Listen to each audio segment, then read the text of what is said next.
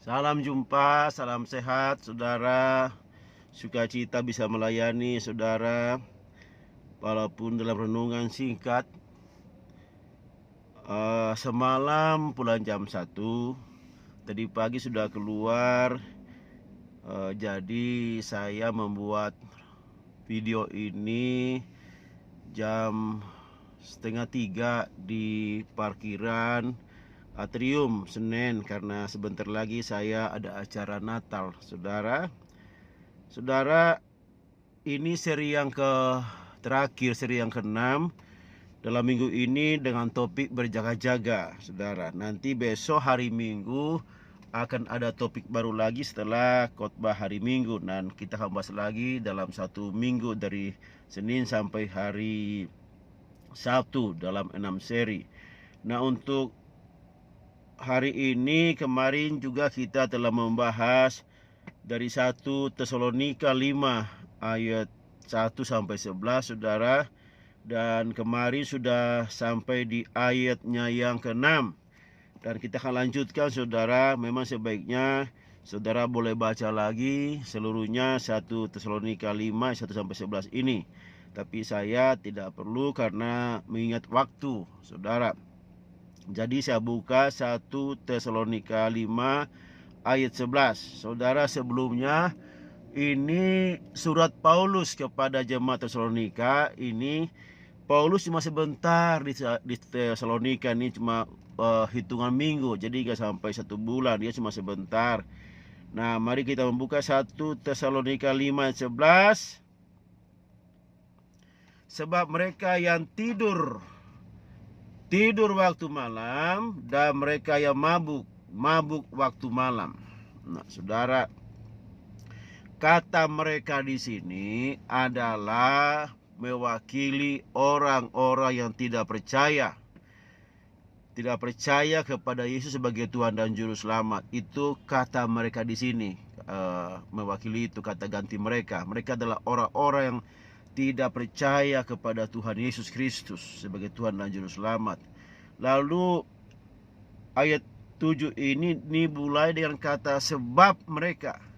Kalau kata sebab itu berarti ada alasannya sebelumnya saudara. Dan memang kalau kita membaca ayat 4 sampai 6 itu, poinnya saja saya sampaikan kepada saudara, yaitu kita ini atau kamu yang ditulis di ayat ini ya, dalam 1 Tesalonika 5 ini, kata kamu, kita, padamu itu bicara tentang orang percaya.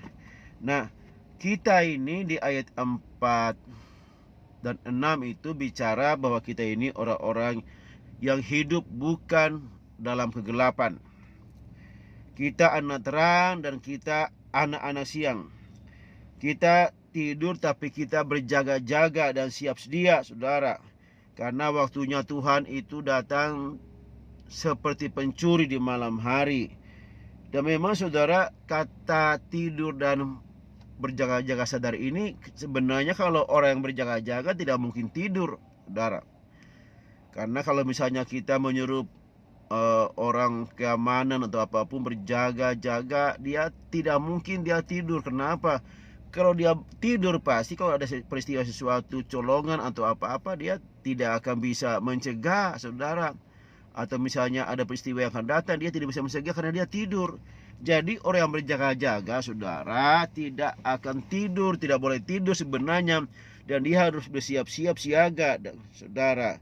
Nah, kalau kita ini adalah orang-orang siang, orang-orang terang, dan kita perbuatan kita bukan pada malam hari, yaitu perbuatan firman Tuhan, maka kita itu, sebab itu orang-orang mereka ini, orang-orang yang tidak percaya ini tidak seperti kita, karena mereka berbeda. Mereka tidur pada malam dan mabuk pada malam. Mereka itu tidur saja dan tidak berjaga-jaga. Dan juga mereka mabuk saudara. Mereka mabuk dan tidak berjaga-jaga. Mereka berpesta pora, mereka melakukan pemuasan hawa nafsu mereka. Mereka adalah orang seperti itu, mabuk pada waktu malam, berpesta pora. Nah, kita tidak seperti itu, saudara. Itulah makanya dikatakan sebab mereka ini mabuk dan tidur pada waktu malam, saudara. Tidak sama dengan kita, dan jangan kita sama seperti mereka, saudara. 1 Tesalonika 5:8. Tetapi kita yang adalah orang-orang siang, baiklah kita sadar, berbaju sirahkan iman dan kasih, dan berketopon pengharapan keselamatan, saudara. Kita ini orang-orang yang siang ini, orang-orang terang ini, kita ini berbaju sirahkan, saudara. Yaitu kita harus dalam hidup kita, dalam persiapan kita, dalam kita menunggu waktu-waktu kedatangan Tuhan yang kedua kali.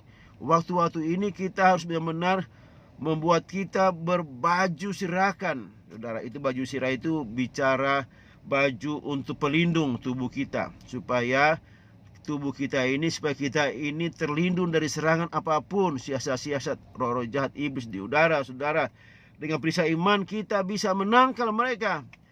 Kita bisa melindungi diri kita dengan perisai iman, saudara.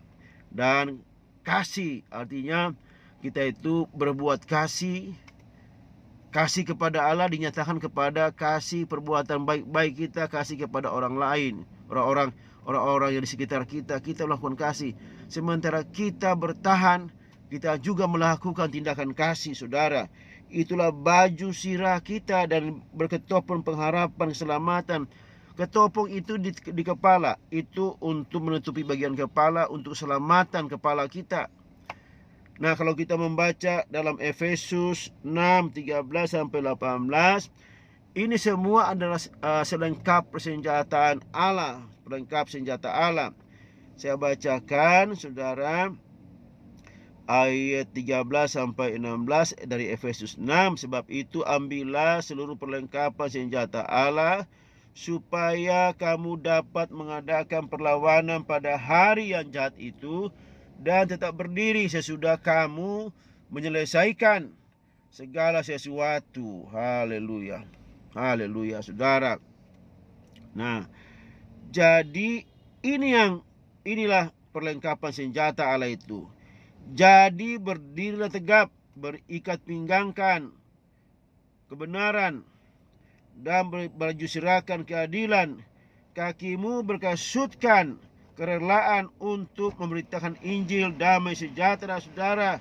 Kaki kita ini harus rela kemana-mana.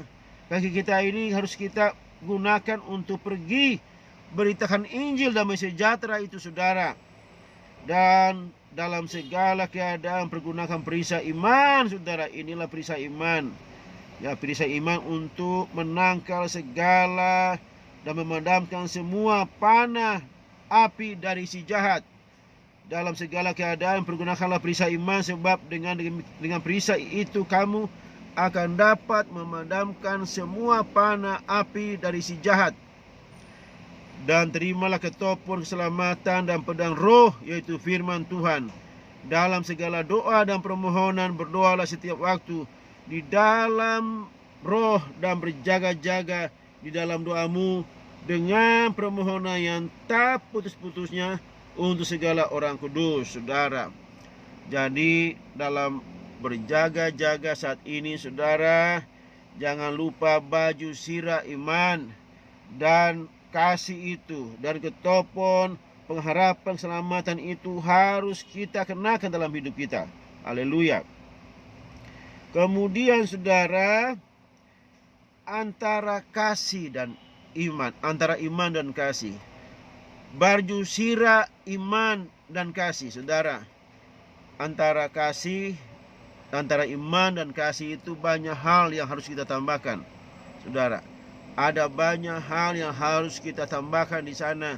Jadi antara iman dan kasih itu ada jarak, dan di dalam jarak itu, dalam jarak ini harus ada yang kita tambahkan, saudara, di sana.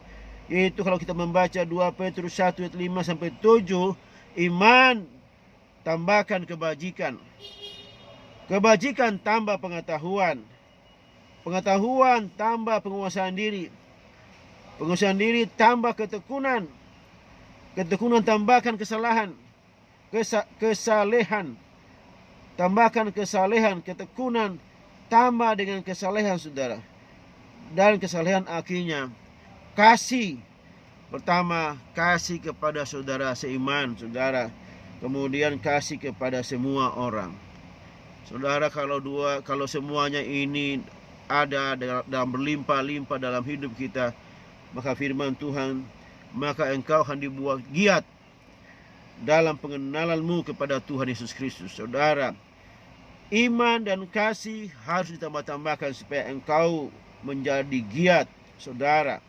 Dan selanjutnya mari kita buka 1 Tesalonika 5 ayat 9 sampai 10. Karena Allah tidak menetapkan kita untuk ditimpa murka, tetapi untuk beroleh keselamatan oleh Yesus Kristus Tuhan kita, yang sudah mati untuk kita, supaya entah kita berjaga-jaga, entah kita tidur, kita hidup bersama-sama dengan Dia. Haleluya, firman Tuhan luar biasa. Saudara, dari awal Allah menghendaki kita itu hidup kekal, tidak binasa, tidak ditimpa murka. Pada waktu Adam di Taman Eden, Dia pesan kepada Adam, firman-Nya, jangan engkau makan pohon pengetahuan tentang yang baik dan jahat itu. Pada saat engkau makan, pada hari engkau makan, engkau pasti mati. Artinya apa? Tuhan tidak menghendaki kematian, kebinasaan manusia, saudara. Lalu selanjutnya juga kita saat ini, Tuhan juga tidak menghendaki kita binasa, saudara. Tuhan tidak menghendaki kita ditimpa murka. Yohanes 6 ayat 40, Bapa menghendaki kita tidak binasa.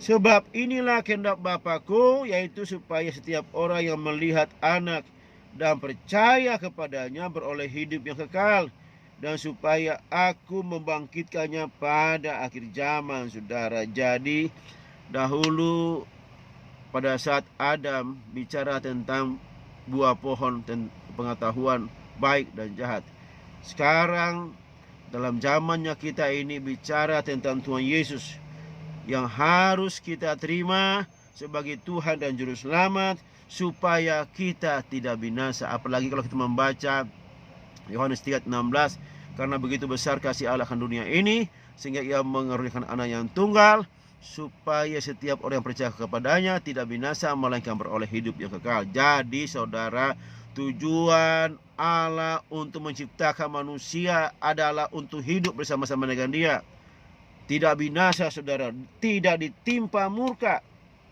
Jadi entah kita berjaga-jaga atau kita tidur, saudara, kita hidup bersama Bapa. Maksudnya apa ini, saudara? Saudara, kalau di sini, kalau misalnya kita tidur atau kita berjaga-jaga atau tidur, ini dua kondisi yang berbeda. Kita berjaga-jaga atau kita tidur, saudara. Sebab kalau kita berjaga-jaga, tidak mungkin kita tidur. Kalau kita tidur artinya mungkin kita akan bicara ini mati, saudara. Kalau kita mati kan artinya apa? Kalau mati itu adalah proses dari roh meninggalkan tubuh kita. Roh akan binasa. Sebab apa? Dia darah dan daging tidak mendapat bagian dalam kerajaan sorga. Tetapi roh kita dari Allah itu juga dia akan kembali kepada Bapa. Kalau kita percaya kepada Yesus Kristus, maka roh kita akan hidup untuk selama-lamanya, saudara. Ya, jadi baik kita berjaga-jaga maupun kita mati, kita tetap hidup bersama Allah. Sebab dikatakan dalam Lukas 20 ayat 37 sampai 38 tentang bangkitnya orang-orang mati. Musa telah memberitahukan dalam Nas tentang semak duri, di mana Tuhan disebut Allah Abraham, Allah Ishak, dan Allah Yakub. Ia bukan Allah orang mati, melainkan Allah orang hidup. Sebab di hadapan Dia semua orang hidup, saudara. Jadi baik kita berjaga-jaga, baik kita pun dalam alam yang lain, kita hidup bersama-sama dengan Allah, saudara, karena kita ini orang percaya. Nah, akhirnya pada ayat yang ke 11 dari 1 Tesalonika 5 ini dikatakan, karena itu nasihatilah seorang akan yang lain dan saling membangunkanlah kamu seperti yang memang kamu lakukan. Saudara, dikatakan bukan saling membangun, tapi saling membangunkan artinya dari tidur. Jangan engkau tidur, saudara, tetapi berjaga-jaga, karena hari Tuhan itu akan datang seperti pencuri pada malam hari. Jangan tidur, harus berjaga-jaga. Orang yang berjaga-jaga dan sadar itu tidak pernah tidur. Jangan sampai pada hari Tuhan datang engkau tidur, maka engkau ketinggalan. Terima kasih, hari ini renungan kita berjaga-jaga selesai, saudara. Dan ini seri yang ke-6. Memang saudara, masih banyak yang perlu kita bahas sehubungan dengan topik berjaga-jaga ini. Tetapi kita harus selesaikan hari ini dan berhenti, karena nanti besok juga ada topik yang lain pada hari Minggu. Dan saya nanti akan buat topik lagi yang baru, saudara. Dan topiknya itu adalah persembahan kasih. Nah, ini akan ada topik baru lagi selain nanti topik hari Minggu, saudara. Terima kasih buat perhatian saudara, buat renungan. Bapa dalam surga, terima kasih untuk hari ini kami telah menyelesaikan renungan singkat, yaitu berjaga-jaga sampai hari ke-6 ini. Bapa, terima kasih. Kami ini adalah orang-orang siang, kami ini bukan orang malam. Kami ini adalah anak-anak terang, Tuhan, yang selalu berjaga-jaga menantikan Engkau siap sedia, menantikan Engkau kedua kali datang ke dunia ini untuk menjemput setiap kami orang percaya. Terima kasih, kuatkan dan teguhkan kami terus, Tuhan, untuk hidup bersama-sama Engkau sementara kami berjaga-jaga ini, Tuhan. Terpujilah Engkau di dalam nama Tuhan Yesus. Haleluya. Amin. Sampai jumpa dalam topik yang baru besok, Senin, saudara. Terima kasih.